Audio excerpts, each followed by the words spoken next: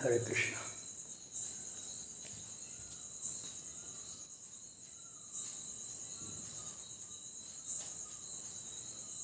हरि ओम तत्सत। ओम नमो अस्तु अनंताय सहस्रमूर्ति सहस्र पादाक्षि शिरोरुभावे सहस्र नामने पुरुषाय शाश्वते सहस्र कोटि युद्धारण्य नमः।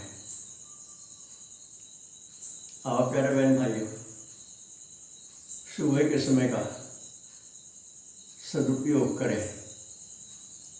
इस समय में आत्मा परमात्मा की चर्चा, संसार में आने के अपने लक्ष्य को जानने के लिए बहुत ही आवश्यक है।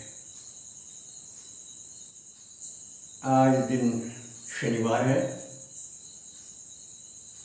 और उतरते असोज की दोज तिथि है, लेकिन दोज 9:10 तक है। इसके बाद तीज लग गई आदि। तीज तिथि अक्षय है, कल चौथ हो जाएगी और विक्रमी संवत 2077 अंग्रेजी तारीख 19 सितंबर सन 2020। जब जब हम प्रभु की लीला पर विचार करते हैं, जो अद्भुत है,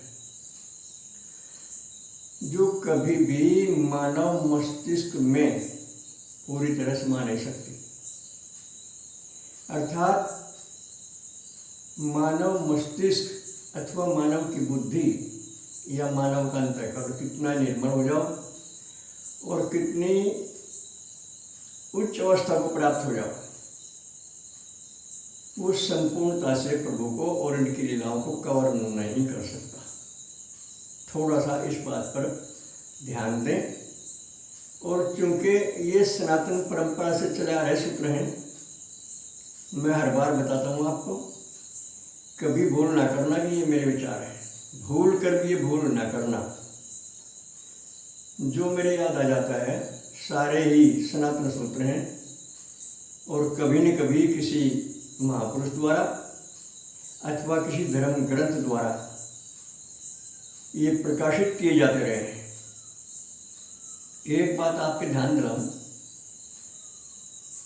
गीता में 4थे अध्याय में जब भगवान ने अर्जुन से ये कहा कि भाई ये ज्ञान जो मैं तुम्हें दे रहा हूँ, ये मैंने विवस्वान सूर्य को दिया था सृष्टि के आरंभ में, लेकिन काल की गतिविधि से प्रभावित होकर ये नष्ट प्रायसा हो गया है। नष्ट होता नहीं, कमजोर हो जाता है।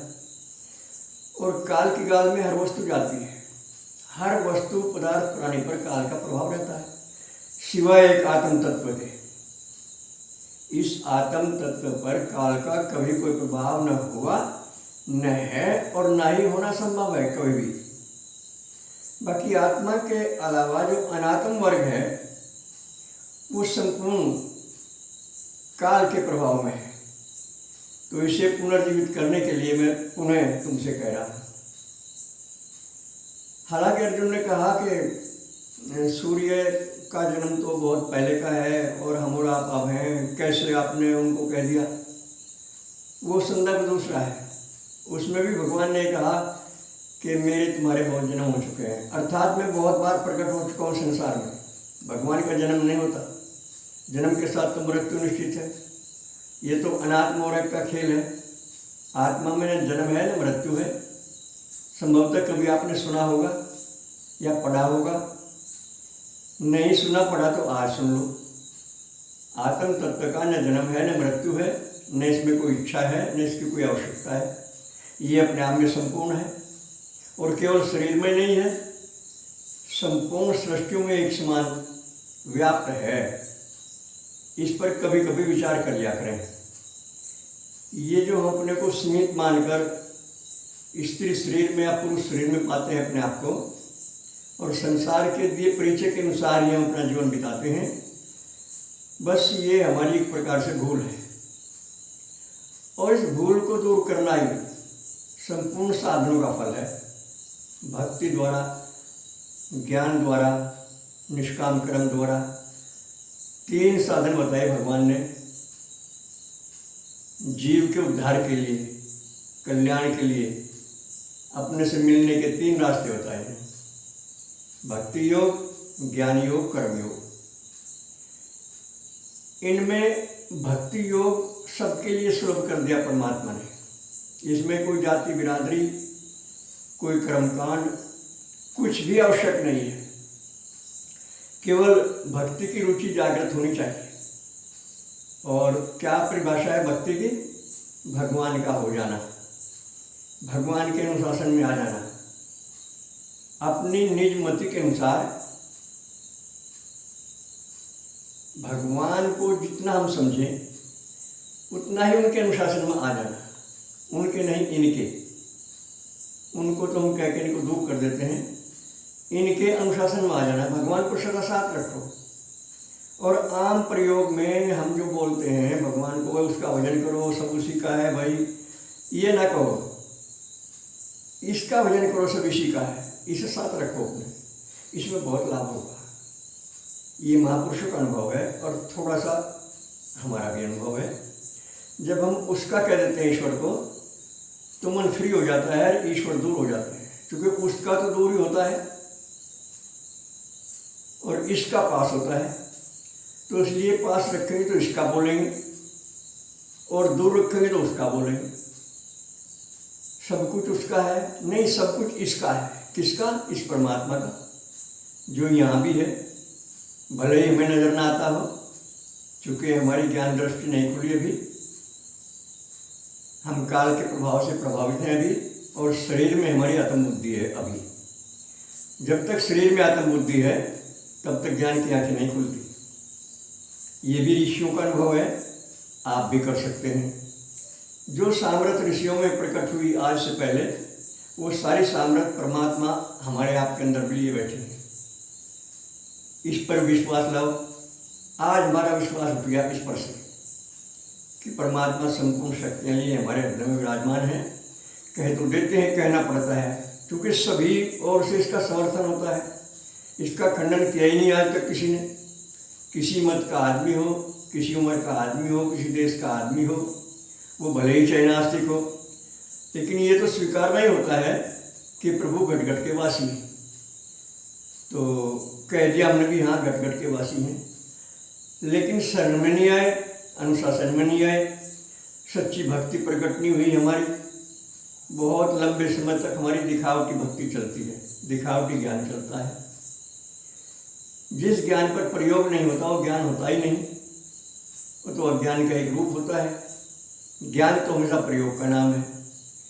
ये भी बातें हमने अनेक वीडियो में आपको बार बार याद दिलाई। आज हम बहुत भ्रम में हैं, बहुत भूल में हैं, और सुने हुए, पढ़े हुए, याद करे हुए ज्ञान को बोलकर हम खुश हो जाते हैं कि हम ज्ञान चर्चा कर रहे हैं। वास्तव में वो अज्ञान की ही चर्चा है, क्योंकि ज्ञान की तो पहचान निश्चित है। ज्ञान में तो अज्ञान का प्रवेश ही नहीं है, ज्ञान में तो चिंता का प्रवेश ही नहीं है, ज्ञान में तो अहमता ममता होती ही नहीं, हो ही नहीं सकती, ना कभी हुई ना होंगी। ज्ञान में तो प्रेम ही प्रेम है। किसी भी प्रकार का विकार ज्ञान में प्रविष्ट हो ही नहीं सकता। ज्ञान सम रहता है और सदा ईश्वर की ओर बढ़ता रहता है, वो कभी कम नहीं हो सकता। ये भी बात हमने आपको कई बार बताई। और हम कभी ज्ञानपूर्ण बातें करते हैं और ज्ञानपूर्ण व्यवहार भी करते हैं, और कभी अज्ञानतापूर्ण व्यवहार कर बैठते हैं, और फिर कभी ज्ञान में, कभी अज्ञान में। कभी हम क्रोध की गिरफ्त में आ जाते हैं, कभी लोभ की, कभी मोह की। लेकिन ज्ञान में तो सिवाय ज्ञान के, प्रेम के, आनंद के दूसरी है ही नहीं वस्तु कोई। तो इस प्रकार कभी कभी विचार करके, और जिस काम के लिए संसार में आए थे उस लक्ष्य को ना भूलें। लक्ष्य क्या है? आत्मदर्शन, भगवत प्राप्ति, जन्म मरण से पिंड छुटाना। ये जो पता नहीं कितने दिनों से जन्मते मरते आ रहे हैं, इससे पिंड छुटाना। कैसे छूटेगा? संपूर्ण इच्छाओं को, संपूर्ण कामनाओं को, संपूर्ण विकारों को प्रभु के समर्पित कर दें। विकार भी समर्पित किए जाते हैं प्रभु की, ऐसी बात नहीं है, और प्रभु स्वीकार भी कर लेते हैं। ऐसी भी कई कथाएं हमने सुनी हैं। कभी अवसर मिला तो ऐसी कथाएं सुनाएंगे आपको कि जिससे भक्त ने ये कहा कि पुण्य भी पाप भी सब आप कर पड़े, बस मैं तो आपका होकर रहना चाहता हूँ। ये बहुत ऊंची स्थिति है, अभी समझ में नहीं आएगी हमारे आपकी। अपनी कक्षा पहचानिए। ज्ञान की पहली कक्षा का नाम शुभेच्छा है। किसी भी में बता मैंने 7वीं कक्षा ज्ञान की, तो आज ज़्यादा नहीं कहेंगे। पहली कक्षा का नाम शुभेच्छा है और इसकी परिभाषा है लोक परलोक के संपूर्ण भोगों से मन का हटना। ये है पहली कक्षा। हमारा तो कई बार इसमें प्रवेश नहीं होता और डींग मारते हम बहुत ऊंची।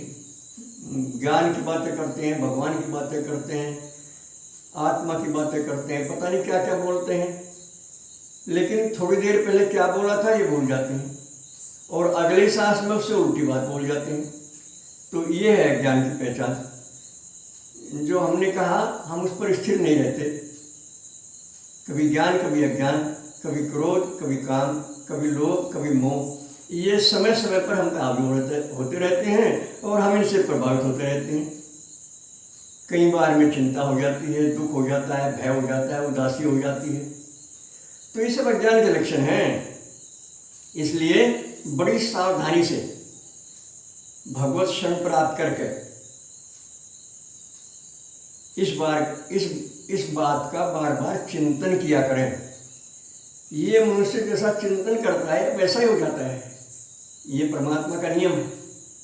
अगर आप हर समय परमात्मा का नाम जाप करेंगे तो परमात्मा की भक्ति अवश्य प्राप्त होगी और संसार की उपलब्धियों के बारे में सोचेंगे तो संसार में रमे रहेंगे, स्वाभाविक है। तो इस प्रकार से इस अधिक मास के महीने में ध्यान भजन पूजन यज्ञ आदि जितना संभव हो विधि पूर्वक और निष्काम भाव से करें, केवल प्रभु की आज्ञा का पालन करने के लिए। उसमें कोई अपना स्वार्थ ना जुड़ा हुआ हो, उसमें कोई दिखावा ना हो, क्योंकि दिखावे के जो कर्म किए जाते हैं उनका फल नहीं मिलता हमें श्रीमद् भगवद गीता के अनुसार। ये भी चर्चा हम आपको कई बार सुना चुके हैं पहली वीडियो में। तो जो करें केवल प्रभु को प्रसन्न करने के लिए और निष्काम भाव से, उसकी फल की आकांक्षा ना करें। फल के साथ क्या कर्म तो सकाम कर्म हो जाता है, वो तो बंधन का कारण है। और निष्काम कर्म केवल हमारा कर्तव्य है और विधि पूर्वक तो वो बंधन का कारण नहीं होता। उससे भगवान बड़े प्रसन्न होते हैं और जब भगवान प्रसन्न हो जाते हैं तो बताइए क्या कसर रहती है। फिर तो अपनी ओर से कभी कभी प्रभु हमें दर्शन भी दे देते हैं बिना हमारी इच्छा के। इतनी प्रभु की अलौकिक रीति है, इतने दयालु हैं, इतने कृपालु हैं कि बिना हमारी इच्छा के कभी भी साक्षात दर्शन दे सकते हैं। अगर हमने निष्काम कर्म सिद्ध कर लिया तो ये अवश्य है। सकाम कर्मी लोगों को अगर दर्शन होते हैं तो माया के होते हैं। वो माया भी भगवान का हर रूप धारण कर लेती है, लेकिन वो दर्शन करके फिर हम वैसे रह जाते हैं, स्थिति बदलती नहीं। और सच्चे प्रभु के दर्शन होते ही बस कल्याण का रास्ता खुल जाता है। फिर विकार हावी नहीं हो सकते हम पे, ये पहचाने। और न इच्छाएं, न वासनाएं, न कामनाएं इस मन में आती हैं। फिर मन फिर रहता ही नहीं। प्रभु दर्शन करते ही मन की छुट्टी हो जाती है और संपूर्ण प्रकृति की छुट्टी हो जाती है। प्रकृति तो हमें प्रभु को मिलाने के लिए निर्माण की गई है, लेकिन हम दुरुपयोग कर देते हैं इसका, प्रकृति का, और प्रभु को भूल जाते हैं। मैं और मेरे के चक्कर में पड़ जाते हैं। ये है असल किस्सा। तो इसलिए आत्मचिंतन करिए, चाहे अकेले में करें और चाहे विचारवान साथियों के साथ करें। बस एक बात का ध्यान करें कि जो हम कहें वो करें। मन वचन कर्म से एक होने का प्राणपण से प्रयास करें। अगर इसमें भिन्नता है तो फिर ये वही अनात्म मार्ग में हम पड़े रहेंगे और ज्ञान की बातें करते रहेंगे, लाभ कुछ होगा नहीं। तो आत्मा अनात्मा की पहचान करना ही और अनात्मा से आकर्षण समाप्त करना ही ज्ञान की परिभाषा है। बस आज इतना ही। सर्वे भवन्तु सुखिनः, सर्वे सन्तु निरामया, सर्वे भद्राणि पश्यन्तु, मा कश्चित् दुर्भाग् भवेत्। हरि ओम तत्सत। हमारे फ़ोन नंबर हैं 7500 39 75 35, 96 900 54 725। ये हमारा व्हाट्सएप का फ़ोन नंबर है। सूर्योदय से सूर्यास्त तक जब भी कभी आपके पास समय है, निसंकोच होकर किसी भी बारे में संपर्क कर सकते हैं। जो हमारे पास जानकारी है वो सबके लिए है, उस पर हमारा कोई एकाधिकार नहीं है। तो इसलिए हम अपनी जानकारी को संपूर्णता से प्रसारित करने में लगे हुए हैं। ये भगवत आज्ञा है, ये प्रभु की आज्ञा है और हम इसका पालन करने में जुटे हुए हैं। भूल चूक हमसे भी हो जाती है। अगर कोई हमारी भूल चूक आपको नजर आए तो निसंदेह और निसंकोच तुरंत हमें बताएं, हम आपका अनुग्रह स्वीकार करेंगे। धन्यवाद। ओम शुक्राय नमः।